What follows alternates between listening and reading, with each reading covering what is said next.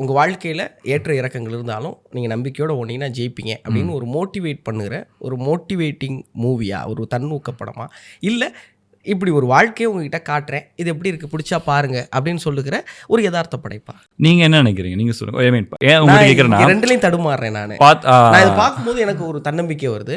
இன்னொரு பக்கம் நம்ம பார்வை, இயக்குனரோட பார்வை எப்படி இருக்கும் அப்படின்னு தெரிஞ்சுக்கணும்னு இல்லை, இப்போ எல்லாமே தான் நான் சொல்லணும்னு நினைக்கிறேன். அந்த படத்தில் வந்து நிறைய ஹோப் கொடுக்கணும்னு கன்ஃபார்மாக நினைக்கிறேன். ஏன்னா ஒவ்வொரு சீன்லேயுமே ஹோப் இருக்கும்னு நினைக்கிறேன் நான்.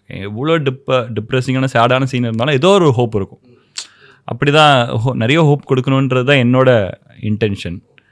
அண்ட் ஆல்சோ வந்து இப்போ வந்து ஸ்டார் மாதிரி ஒரு கம்மிங் ஆஃப் ஏஜ் ஆனர் பண்ணும்போது ரொம்ப கம்மியாக தான் வந்திருக்கு நம்ம ஊரில். இப்போ எனக்கு டக்குன்னு ஞாபகம் வருதுன்னா வாரணமாயிரம், அந்த மாதிரி படங்கள் ரொம்ப கம்மியாக தான் வந்திருக்கு இந்த ஜானர். இந்த ஜானரில் பார்த்தீங்கன்னா வந்து எனக்கு ரொம்ப பிடிச்ச படம் ஒன்று, பர்க்ஸ் ஆஃப் பீயிங் அ